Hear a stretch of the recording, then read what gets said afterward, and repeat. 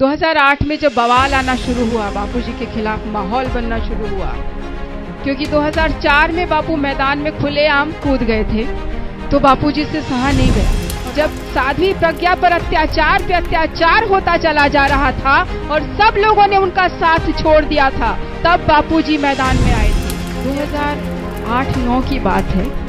एक पत्रकार बंधु बापूजी का इंटरव्यू लेने आए। सब आपको पता ही चल गया कि सारा का सारा फैब्रिकेटेड केस है, सारा झूठा केस है। फिर भी मोटा मोटा मैं 2-4 उदाहरण देती हूँ और कोर्ट ने इस बात को पकड़ा ही नहीं। वो न्यायालय रामनवमी पे बंद है और वही न्यायालय पूछता है कि राम जी जन्मे थे, इसका क्या प्रूफ है? तो फिर रामनवमी क्यों मना रहे हो तुम? कि इस न्यायालय से ऊपर भी एक न्यायालय है और जब वो सुनाता है ना तो उसका डंडा दना दन चलता है।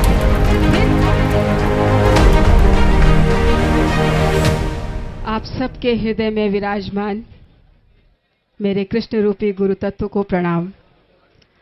यह आपकी तपस्या ही है कि बिगिनिंग शुरुआत हो गई।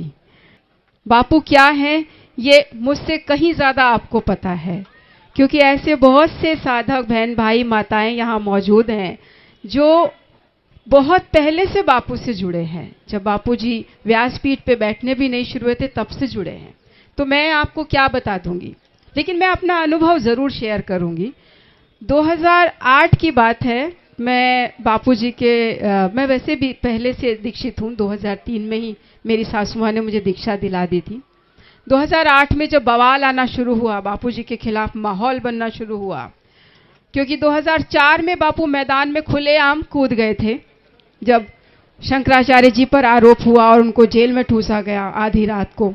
तो बापूजी से सहा नहीं गया और बापूजी जंतर मंतर की सड़कों पर बैठ गए थे।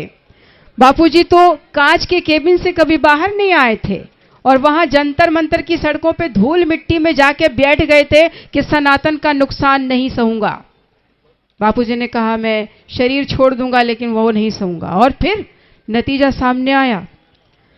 बाबा रामदेव जी को भी सलवार कमीज पहन के भागना पड़ा था अपनी जान बचाने के लिए।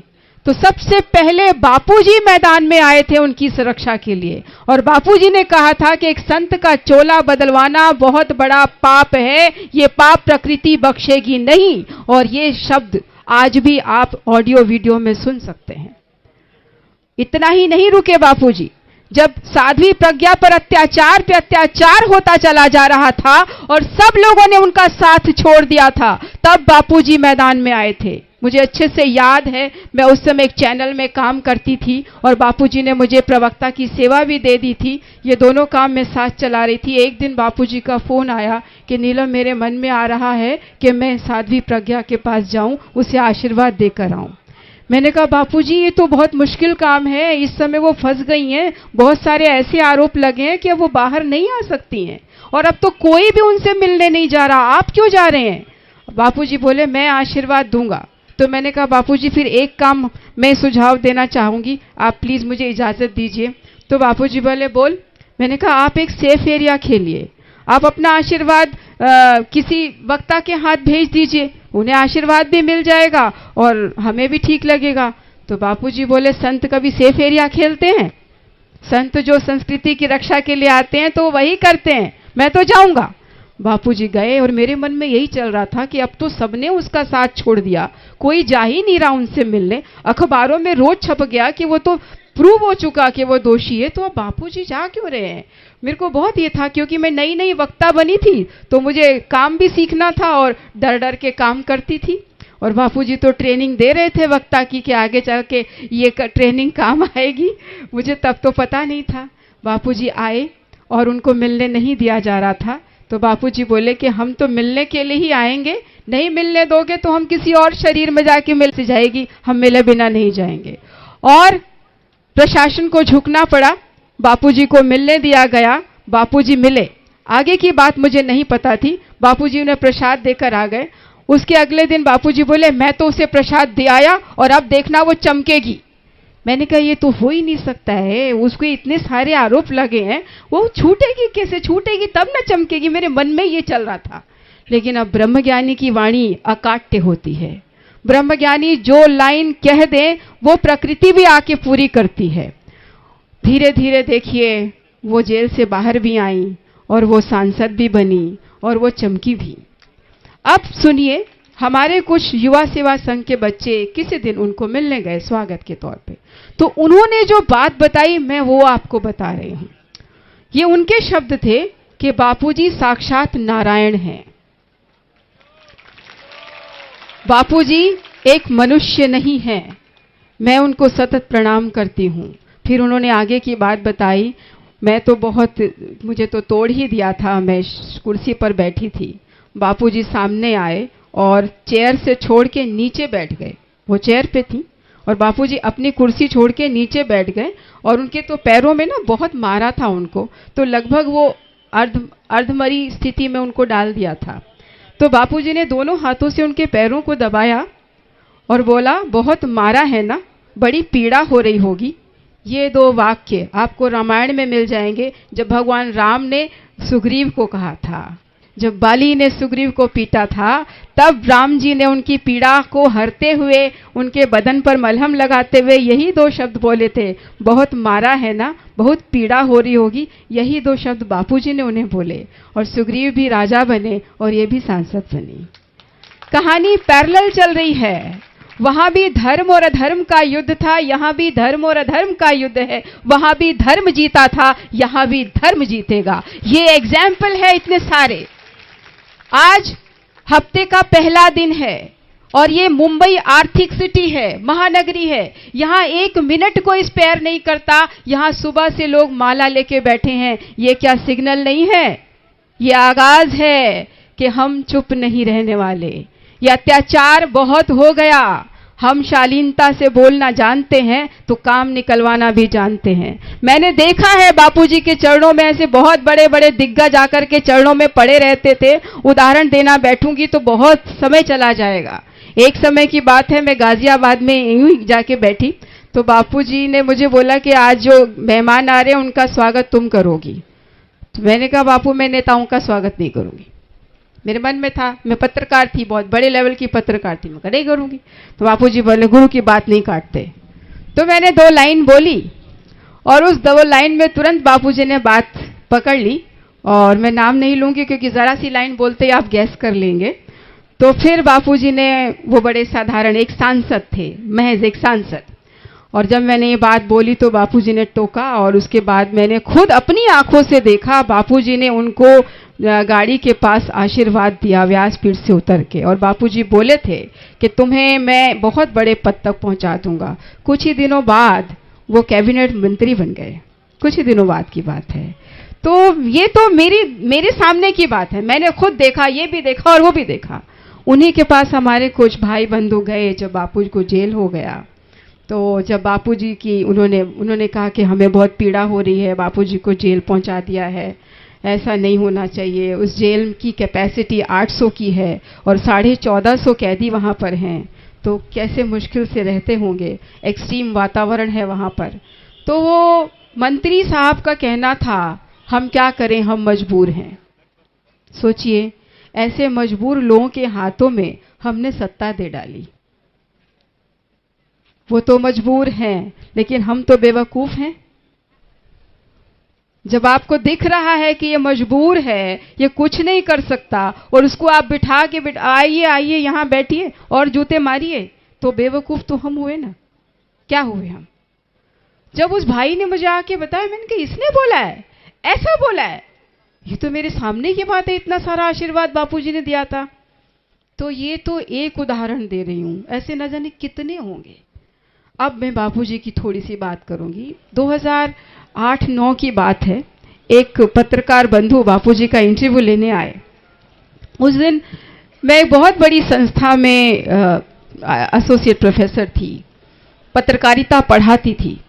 तो बापूजी ने संचालक को बोला था कि नीलम दुबे को बोलना, वो भी आ जाएगी। हालांकि कभी नाम नहीं लिया था।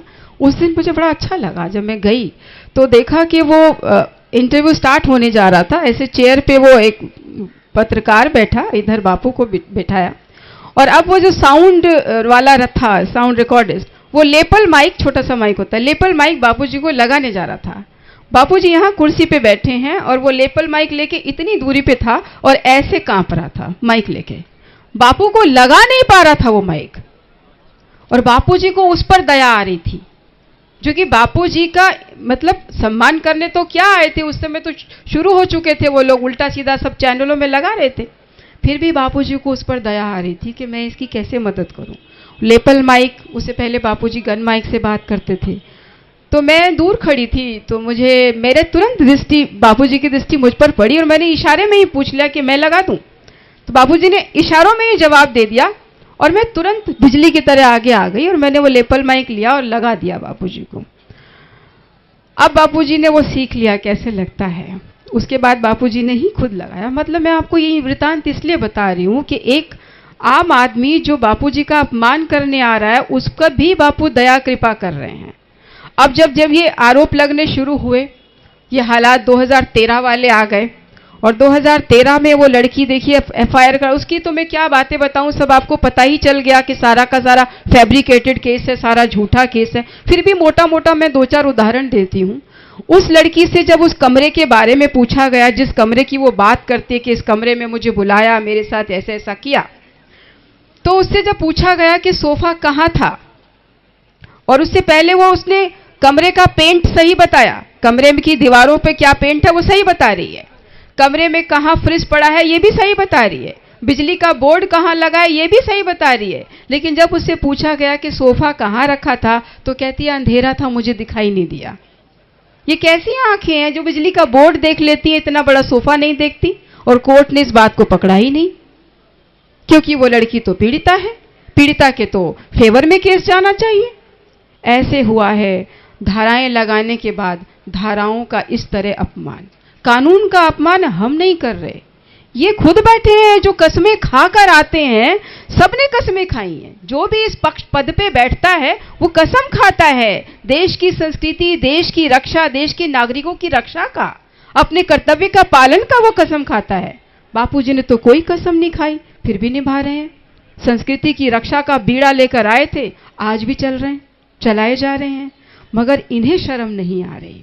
कितनी बार ये लोग झूठे साबित हुए, फिर भी ये लोग सर उठा करके आगे चले आते हैं कि भाई तुम तो न्यायालय में तुम्हारा केस है, तुम वहां जाओ। अरे तो न्यायालय किसकी है? रात 8 बजे न्यायालय खुल जाता है किसी ऐसे व्यक्ति के लिए जो गोली चला रहा है। रात 8 बजे न्यायालय खुला है और हमारे टाइम में आज शुक्रवार है, शनिवार आ गया बीच में, 2 छुट्टी आ गई, उसके बाद आइएगा। हमारे लिए सब मतलब कितना गिनाएं। आज वो भाई बात कर रहे थे राम मंदिर की, हम पत्रकार हैं तो हम कई चीजें इस तरह की उधेड़ते बुनते थे। न्यायालय ने पूछा कि भाई राम इस दुनिया में आए थे, जन्मे थे, इसका क्या प्रूफ है? और वही न्यायालय रामनवमी की छुट्टी ले रहा है। रामनवमी तो राम के जन्म की है, रामनवमी का मतलब क्या? राम जी का जन्म हुआ है।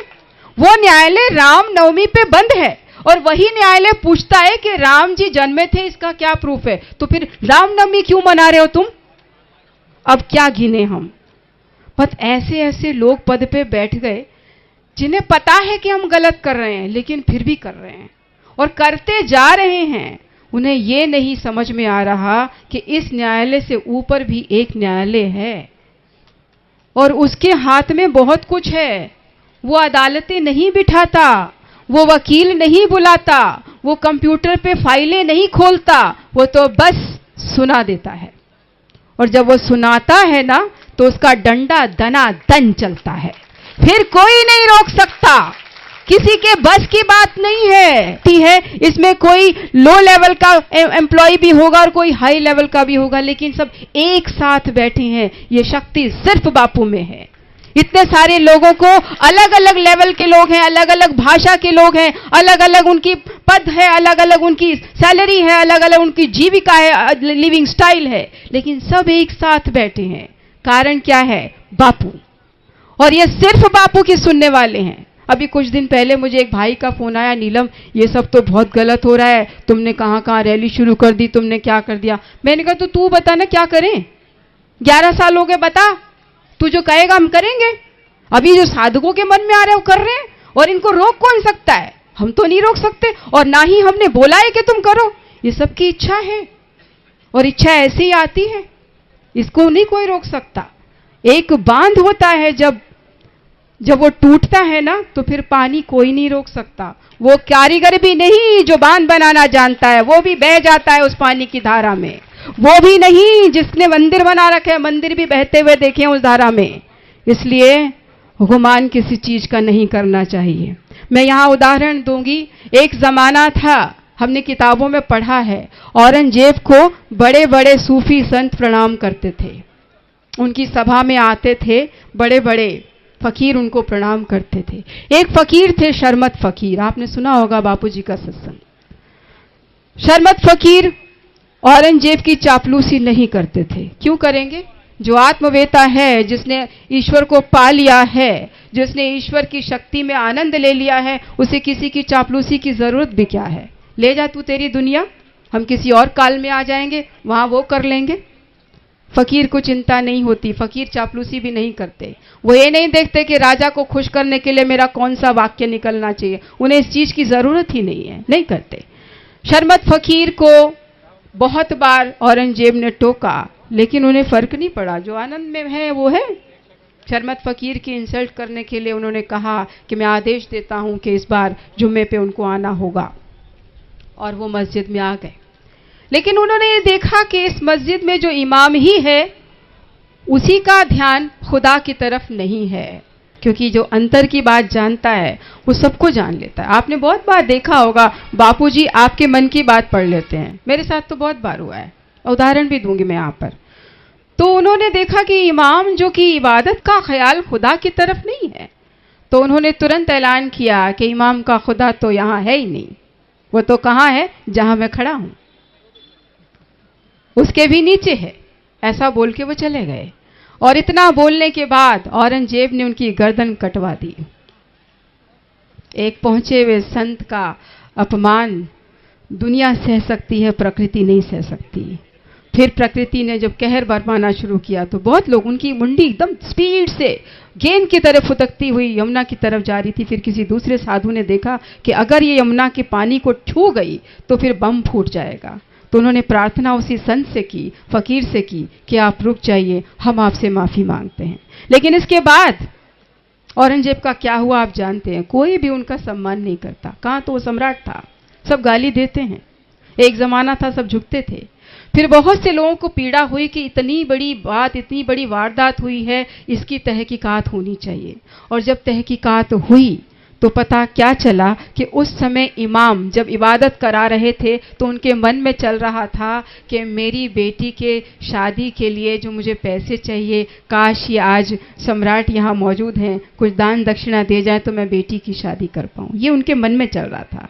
और फिर जहां शर्मत फकीर खड़े थे उस जगह की खुदाई हुई तो उसके नीचे खजाना था। तो उन्होंने कहा कि तेरा खजाना वहां है जहां मैं खड़ा हूं, और वो बात सच निकली।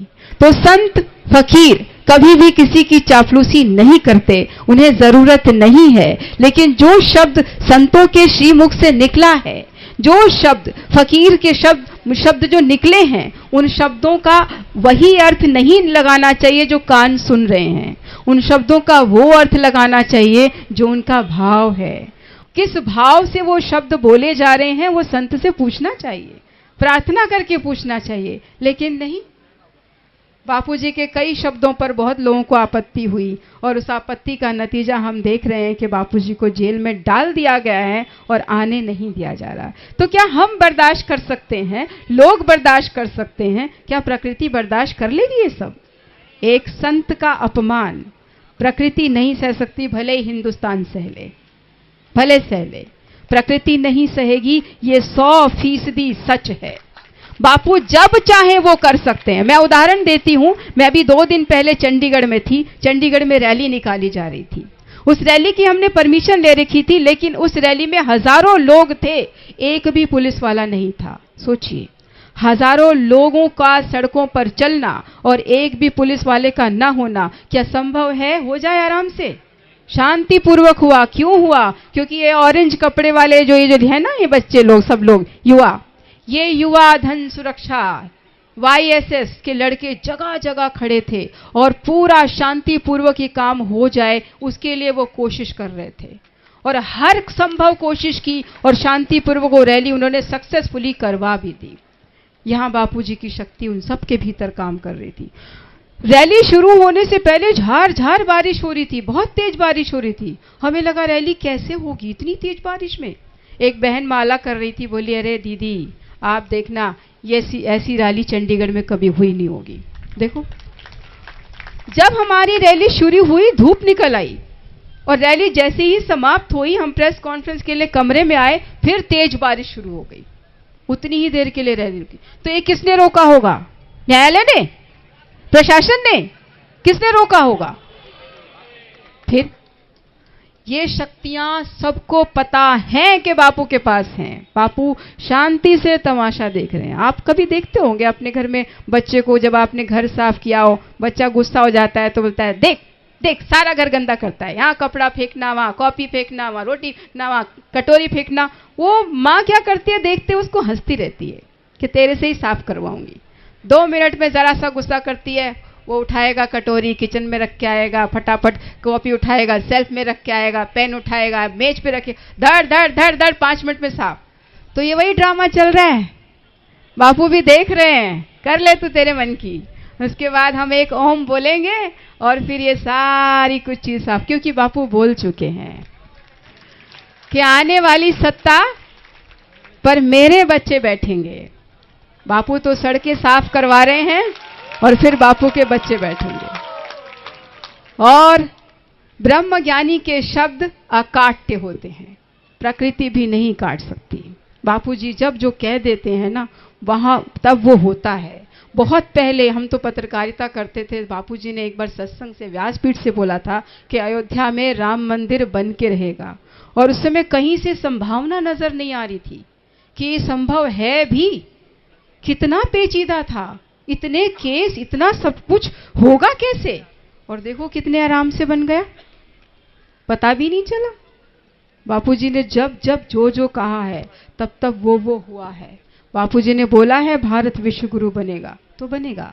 बापूजी ने कहा है कि मेरे बच्चे राज्य करेंगे तो करेंगे। ये तो व्यवस्था तैयार हो रही है। कानून भी चेंज, संस्था भी चेंज, धाराएं भी चेंज, ताकि बच्चे गाड़ी फट फट दौड़ाएं फ्लाइंग गियर में। तीसरा चौथा गियर भी नहीं चलेगा, अपन तो गाड़ी में बैठे और ये फ्लाइंग गियर। और ये दिन आने वाला है। अगर नहीं आने वाला होता तो आज का इतना इंपॉर्टेंट दिन, मंडे का दिन है, यहाँ कितने वर्किंग लोग हैं अपना काम छोड़ के सुबह से माला लेके बैठे हैं। ये किसके इशारे पे बैठ जाएंगे? ना किसी को हमने पैसे दिए ना कुछ। और आया क्या, एक लंच बॉक्स आया, सबने यहीं बैठ के खाया, मैंने भी खाया यहाँ पर। तो ऐसी व्यवस्था, इसमें सब किसी ने नहीं ध्यान दिया मेरा क्या पद है, क्या कुर्सी है। यहाँ सब प्रसाद ले रहे हैं तो सब प्रसाद ले रहे हैं। बापूजी की व्यवस्था यही है कि सभी ब्रह्म हैं, यहाँ कोई बड़ा कोई छोटा नहीं है, सबको बापू ब्रह्म ही देखते हैं। जेल में भी देखिए बापूजी सबको प्यार करते हैं, सबको। अब बापूजी पे आरोप की बात कर ली जाए तो देखो, उस लड़की के जो केसेस हैं आप खोलोगे तो हंसोगे। उस लड़की ने एक जगह बोला है कि मुझे तो आसाराम जी ने दूध दे दिया था, पता नहीं क्या मिला के। अच्छा ठीक है, सवाल पूछा गया दूध कहाँ दिया गया, उधेड़ बुन तो होती है कोर्ट में, तो बोली शायद कमरे में। अब शायद से कोई कमेंट होता है? कोर्ट कभी शायद को मानता है? मानता है? फिर दूसरी बार बोलते हैं कि नहीं कमरे में नहीं दिया था, बागीचे में दिया था। फिर बोलते हैं कि नहीं नहीं वो शायद गैलरी में दिया था। उसने अपना ही बयान कोर्ट में 200 बार बदला है और उसके बयान के आधार पे सजा सुनाई गई है। न भूतो न भविष्यति, ऐसा केस इतिहास के पन्ने पलट के देख लो, ना तो कभी मिलेगा और ना ही भविष्य में ऐसा केस मिलने वाला है। ये तो फैब्रिकेटेड केस, इतना अजीब सा फैब्रिकेटेड केस है कि हमें शर्म आ जाती है। जब ये केस हुआ ही था, मैं उस समय एक बहुत बड़े चैनल में डायरेक्टर के पद पर थी। मैं ड्राइव कर रही थी अगेंस्ट रोड के, गलत साइड से निकाल रही थी गाड़ी क्योंकि लेट हो गई थी ऑफिस को। इतने में फ़ोन बजता है, एक पत्रकार बोलता है कि नीलम जी आपकी बाइट चाहिए, आपके बाबा पर आरोप लगा है, एफआईआर हुई है, 0 एफआईआर। मैं खुद क्राइम रिपोर्टर रही हूँ, मैंने कह रहे तो 0 एफआईआर है ना, होने दे, इसमें क्या फ़र्क पड़ता है। जब सामने आएगा तो अपने आप 0 एफआईआर धुल जाएगी। अपन तो कॉन्फिडेंस में थे कि बापू पर ऐसा कुछ हो भी नहीं सकता। मैंने ऐसा बोला नहीं नहीं नीलम जी इस बार तैयारी पक्की है, अब आप सोचिए एक पत्रकार जिसको सिर्फ खबर करनी है, वो ये लाइन कैसे बोल सकता है कि इस बार तैयारी पक्की है? मेरा तब भी दिमाग काम नहीं किया। मैंने कहा अच्छा क्या है, ठीक है, ले अपना कैमरा। मैं ऑफिस के बाहर निकली, मैंने उसको बाइट दे दी, फिर मैंने तुरंत भगाया अपना क्राइम रिपोर्टर। मैंने कहा जरा दौड़ तो कमला मार्केट थाने में भाग और जरा ये बापू के खिलाफ जो केस हुआ है उसकी एफआईआर की कॉपी लेकर आ। कोई भी पत्रकार थाने में जाता है तो एफआईआर कॉपी निकालने में उसको आधा घंटा मैक्सिमम लगता है। वो बंदा शाम को आया, सुबह से गया हुआ, और बोला नीलम जी इस बार आप लोगों को बहुत मेहनत करनी पड़ेगी, खबर फूट गई है, खबर सब जगह चल रही है और धाराएं अभी लगाई जा रही हैं। सोचिए, सोच सोच के धाराएं ठोकी जा रही थी कि बापू अंदर जाएं तो किसी तरह बाहर ना आ पाए। ये केस हो रहा है। मैं तो हैरान हूं, मैंने कहा ये संभव कैसे है? मैंने तुरंत इधर उधर फोन किया, मैंने कहा पता करो कुछ, और फिर किसी ने ध्यान भी नहीं दिया क्योंकि हमें लगा नहीं कि तो 0 एफआईआर है।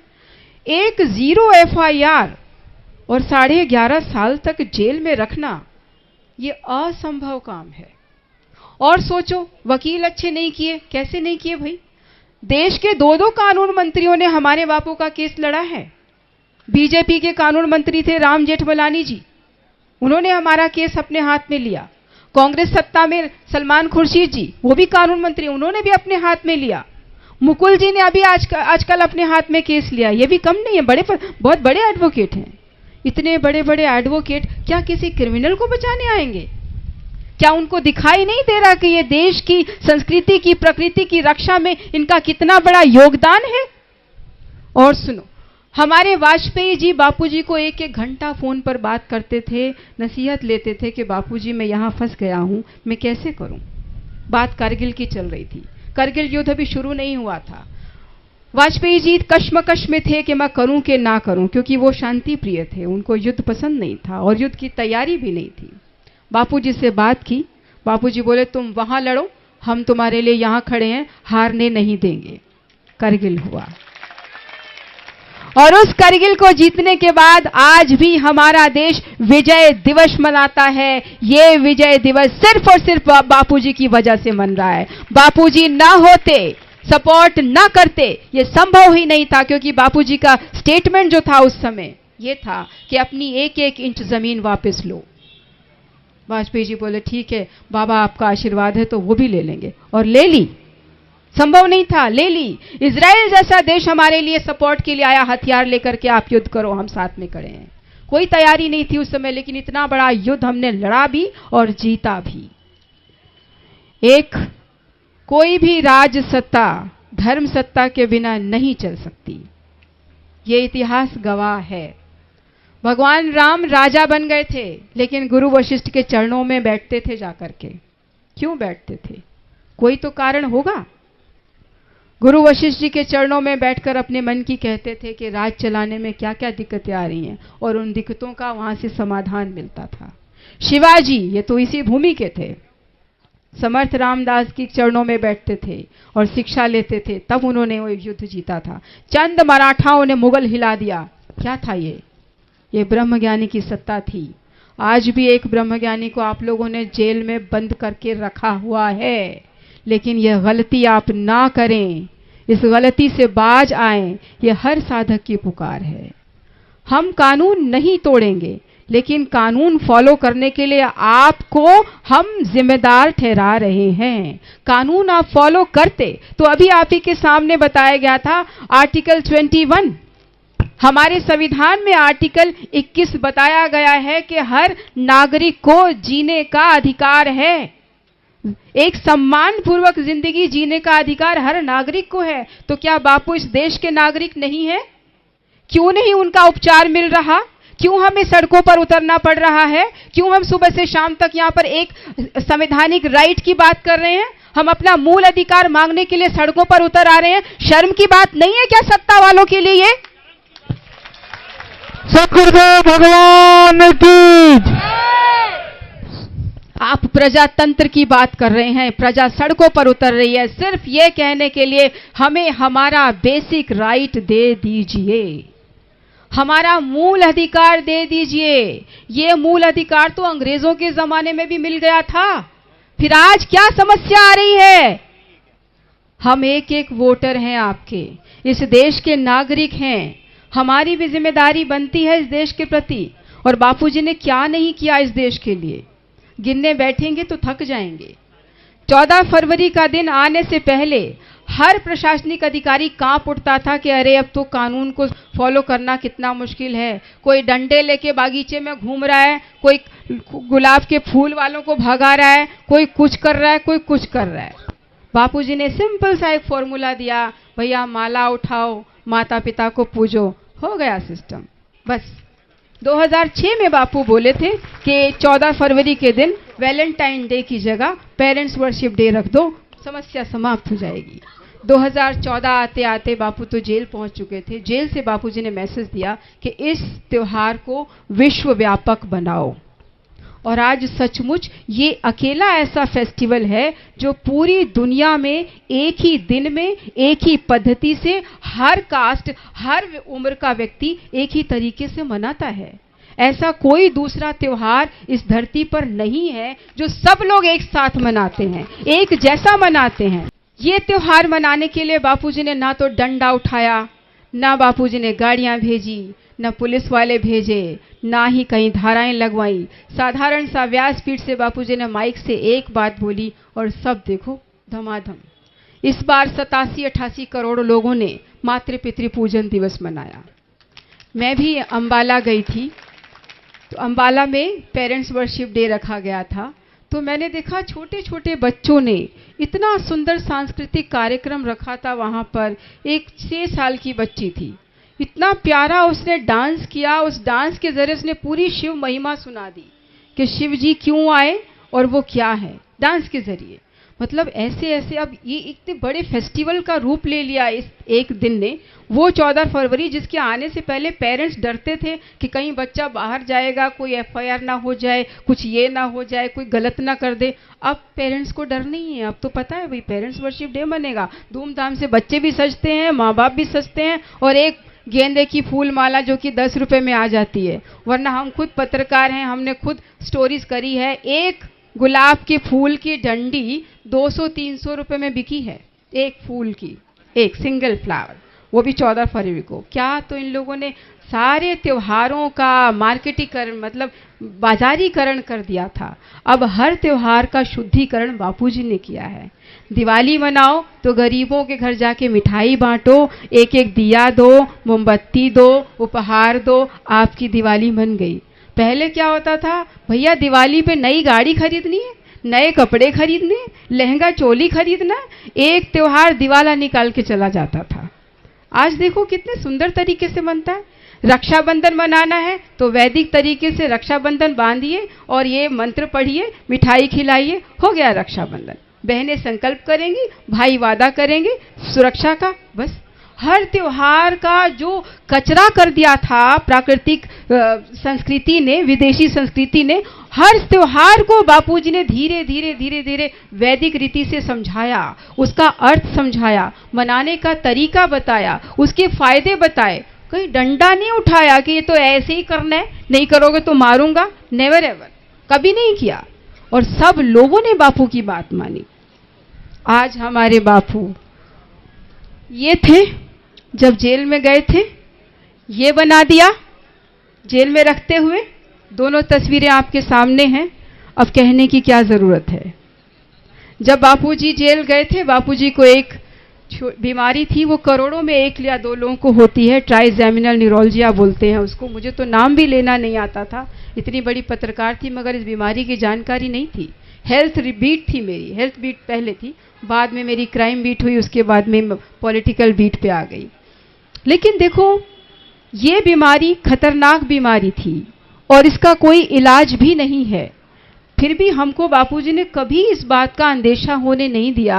सत्संग घूम घूम के करते थे, बिना रेस्ट किए, यहाँ से वहाँ, वहाँ से वहाँ दौड़ते रहते थे कि मेरी संस्कृति का प्रचार हो, हर व्यक्ति मेरे उस लेवल पे पहुँच जाए जहाँ मैं पहुँचा हूँ। बापू ने एक ध्येय पकड़ लिया था और दौड़ते जा रहे थे। इतनी खतरनाक बीमारी के साथ बापू खुद को स्वस्थ रख करके हमें स्वस्थ रहने का तरीका समझा रहे थे। ये बीमारी जेल में जाके बढ़ी और बापू ने कंट्रोल कैसे किया हुआ था।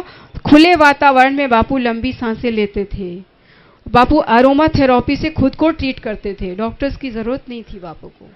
आज इस बीमारी के अलावा और 7 बीमारियां हो चुकी हैं, और वो सभी बीमारियां अगर एक आम आदमी को हो, एक भी हो, तो उसका बचना मुश्किल है।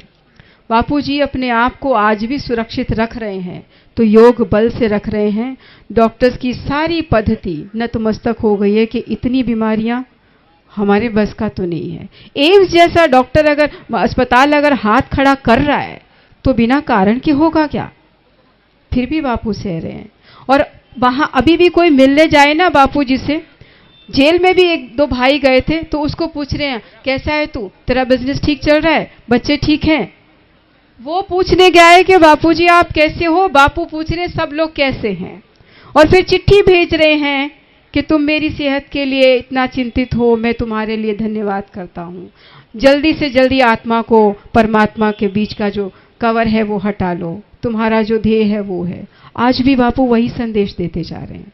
इतनी तबीयत खराब होने पे एक को भी बापूजी ने नहीं कहा कि मेरे लिए कुछ करो, मुझे बाहर लाओ, नहीं बोला बापूजी ने। कोई नेता होता तो 4 दिन में टैंटै हो जाती उसकी, कोई भी नेता कहीं का भी। और किसी दूसरे धर्म का कोई संत या फकीर बन करके दिखाओ जरा तुम इतने दिन। संवैधानिक है ना हमारा देश, तो सेक्युलर है। हम भी देखिए कितना सेक्युलरिज्म आप दिखा रहे हो।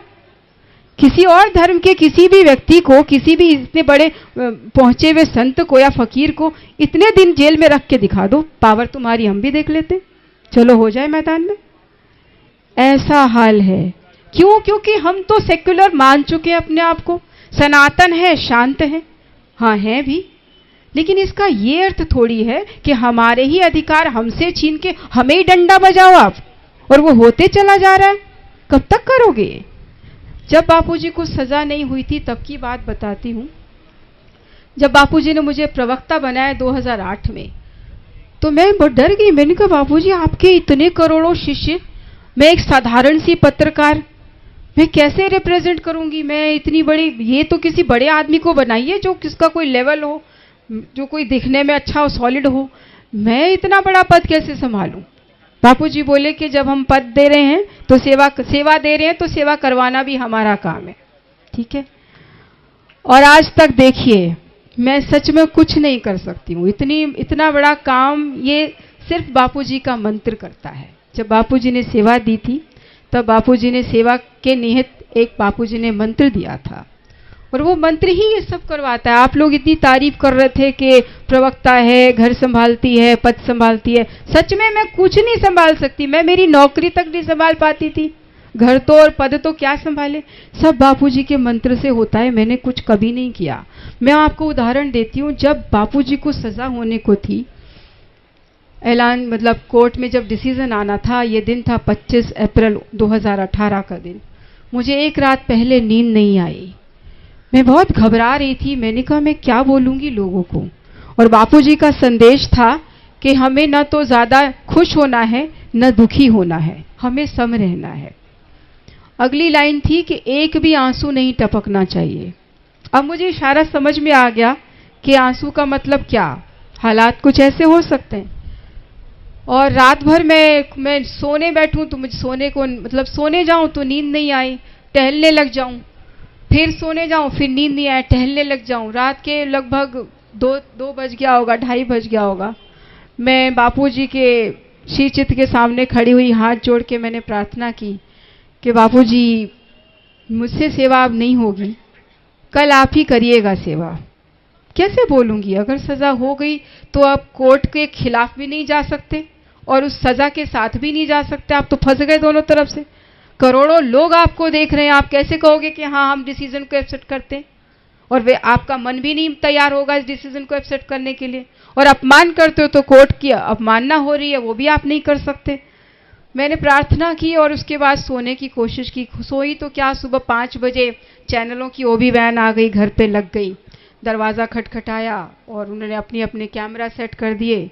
सुबह 6:30 बजे से खबरें चालू हो गई और 4 साढ़े 4 बजे डिसीजन आया। तब तक हम यही बोल रहे थे आरोपी हैं, आरोपी हैं, आरोपी हैं। अब आरोपी से सजा याफ्ता कर दिया 5 ही मिनट के अंतराल में। सच में मुझ पर तो पहाड़ टूटा था। मेरे सामने सारे चैनल चल रहे थे, सब चैनल में मैं लाइव थी और मुझे बापूजी का आदेश था कि एक भी आंसू नहीं आना चाहिए, सम रहना चाहिए। अब वो एक परीक्षा की घड़ी थी कि आप ऐसी हालत में सम रह कैसे सकते हो जब सामने दिख रहा हो कि दुनिया उजड़ गई और आपको सम रहने का आदेश है। खैर पता नहीं क्या हुआ, बापूजी का मंत्र मैंने लगातार जपा और उसके बाद इतने सारे सवालों का धाड़ धाड़ धाड़ धाड़ जवाब दिया कि रात 11 बज गए, मुझे पता ही नहीं चला। मुझे खुद पत्रकारों ने कहा कि मैम आप थक गए होंगे, आप चाय पानी दूध कुछ ले लीजिए, हम भी लेकर आते हैं। मैंने देखा अरे 8 बज गए, समय का नहीं पता चला। ऐसी स्पीड से बापू जब काम करवाते हैं, सेवा करवाते हैं, तो फिर आप ये मत समझिए कि ये आप कर रहे हैं, ये आपके भीतर बैठा वो मंत्र कर रहा है जिसे दुनिया हैरानी से देखती है। सब हैरान थे कि ये बैठे बैठे इतना बोलती जा रही है, किसी भी सवाल में घेर नहीं पा रहे थे मुझे। हालांकि बाजी मुझे लग रहा था मैं हारी हूं, लेकिन फिर भी सब वो हार रहे थे। सवाल वो पूछते और जवाब ऐसा निकलता कि उनका अगला सवाल पस्त। तो ब्रह्मज्ञानी की शक्ति टेस्ट नहीं लेना चाहिए। जो भी लेगा वो टेस्ट लेने लायक नहीं बचेगा, यही फैक्ट है। ये तो बापूजी की रहमत है कि बापूजी कुछ कह नहीं रहे। अभी तक बापूजी ने किसी को कुछ नहीं कहा है, सिर्फ सहा है बापूजी ने। हम भी जाके कभी बोलते हैं ना, गुस्सा दिखाते हैं, तो बापू हमें डांट देते हैं, नहीं नहीं ऐसा नहीं करना, ये हमारा काम नहीं है। हम कुछ भी ऐसा बोलते हैं कि बापू हमें ये करना चाहिए, हम ये कर, नहीं नहीं ये नहीं करना, ऐसा नहीं करना, हमारा काम नहीं है।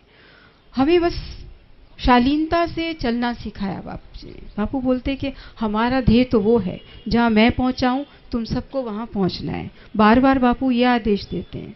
बापू ये कभी नहीं कहते कि मुझे जेल में डाल दिया, तुम सड़कों पे उतरो या पटरी तोड़ो या ये तोड़ो, कभी भी नहीं बोला। जब बापूजी को सजा हुई उसके ठीक 2 दिन बाद बापूजी ने आप सबको संदेश दिया था, मैं आपका धन्यवाद करता हूँ, तुमने मेरी बात मान ली, तुमने कानून हाथ में नहीं लिया। ये सिर्फ संत के बस का है, आम आदमी के बस का नहीं है। उसके हिम्मत नहीं करेगी कि इतना हो जाए फिर भी बोलें। और जब सजा हो गई उसके बाद का सीन सुनोगे। उसके बाद जज ने बापूजी से आंखें नहीं मिलाई। सोचिए, जो सजा सुना रहे हैं वो आपको फेस नहीं कर पा रहे हैं, ये कैसे हुआ होगा? बापू जो सजा याफ्ता हो गए, सजा सुना दी आपने, अब तो तड़ी से निकलना चाहिए, नहीं, फेस नहीं कर पाए। और बापूजी का सेंटेंस था, जितना बड़ा अन्याय हुआ है उतनी ही बड़ी जीत होगी। और ये मांग हम गलत नहीं ले रहे हैं, हमारी मांग न्याय उचित है। ऐसे कितनों को बेल परोल सब मिला है, हमने तो कभी नहीं बोला उसको दे दी हमें भी दे दो, कभी बोला हमने? 11 साल से ये तमाशा हम देखते जा रहे हैं। आधी रात को लोगों के लिए कोर्ट खुल जाता है, उसी जेल में वो भी बंद है जिस जेल में बापू बंद थे। शनिवार की आधी रात, शनिवार कभी कोर्ट खुलता नहीं, महाशय के लिए शनिवार को 8 बजे कोर्ट खुल रहा है, उनको सजा, उनको रिहा किया जा रहा है। हमने बोला? कभी कभी नहीं बोला। और उसी सज्जन ने बापूजी को बोला, बापूजी जिस तरीके से मैं निकल रहा हूं वैसे आप भी निकल जाना, इस देश का न्याय ऐसे ही चलता है। ये उनका सेंटेंस था। सेलिब्रिटी बापूजी बोले नहीं, हम अपने तरीके से आएंगे। बापूजी ने तुरंत मना किया। बापू चाहते तो अगले दिन, और बापू चाहते तो जेल भी नहीं जाते। अगर उस तरीके से चलना था तो वो तरीका तो हम सबको आता है, किसको नहीं आता है, सबको पता है। लेकिन बापूजी ने कहा नहीं, हम संत हैं तो संत के तरीके से चलेंगे। बापू ने कोई दूसरा तरीका कभी नहीं अपनाया। आज तक बापू उसी न्याय के तहत शांति से चल रहे हैं। उस जेल के अंदर मैंने जाके देखा है, आप एक दिन नहीं काट सकते। बापूजी ने 11 साल की सर्दी, गर्मी, बरसात सब वहाँ झेला है। वहाँ की गर्मी इतनी खतरनाक है कि दीवारों से आग निकलती है, और सर्दी इतनी कड़कड़ाती है कि हड्डियां कांप जाती हैं। एक्सट्रीम वेदर है वहाँ पर। वो बापूजी ने 11 साल 5 महीना 77 साल की उम्र के से सह रहे हैं। 76 साल के थे जब बापू जेल गए थे। आज 87 चल रहा है बापूजी को। कोई कर सकता है ऐसा? इतने पे भी इन लोगों को चैन नहीं आया। जब बापूजी को हार्ट अटैक हो गया तो इनमें से एक ने भी बापू की खबर नहीं ली। बापू वहां पर जेल से जब बापू को जेल से जब हॉस्पिटल ले जाया गया तो ये कहा गया है कि एम्बुलेंस में ले जाया जाना चाहिए, कोर्ट का आदेश है, लेकिन वो 3 टप्पर की गाड़ी में झुलाते हुए ले जाते हैं। एक तो दर्द, दूसरा सड़क पे 3 टप्पर की गाड़ी यूं डोलती जाती है। ऐसे जाते हैं बापू। फिर भी बापूजी ने कुछ नहीं बोला, वो भी सहा बापूजी ने। किसी आम आदमी को, किसी दूसरे नेता को करके दिखाएं ऐसा? संभव ही नहीं। दुनिया आ जाएगी सड़कों पर। हम तो नहीं आए, हम तो शांति से आप परमिशन लेके माला लेके बैठे हैं। ये लोगों ने तो भोजन पानी तक नहीं किया। क्या इनकी तपस्याएं? ये वहां बहनें बैठी हैं बिना भोजन पानी के माला जप रही हैं, यहाँ भाई बैठे हैं बिना भोजन पानी के माला जप रहे हैं। क्या ये वेदना, बापूजी के मंत्र का ये जाप ऊपर प्रकृति को नहीं पहुंच रहा होगा? क्या जवाब देंगे? इनके एक एक पल उनको कितना भारी पड़ रहा होगा, इसका वो अंदाजा नहीं लगा सकते। प्रकृति जब आती है ना, करवट बदलती है तो अच्छे से बदल देती है। बार बार हम रिक्वेस्ट कर रहे हैं, हमारे बापूजी को न्याय दो।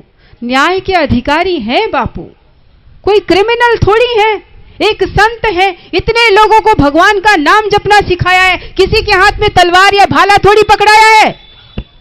कैसा खेल, कैसा खेल, सबको बेल बापू को जेल। अगर ये सारे स्लोगन भी इकट्ठे किए जाए ना, तो भी मुझे लगता है इन कुर्सी जो अधिकारीगण बैठे हुए हैं उनको हिल जाना चाहिए। ये स्लोगन अपने आप में एक मंत्र है। सब लोगों ने कैसे बनाए हैं, लिखे हैं, अपनी बात कह रहे हैं।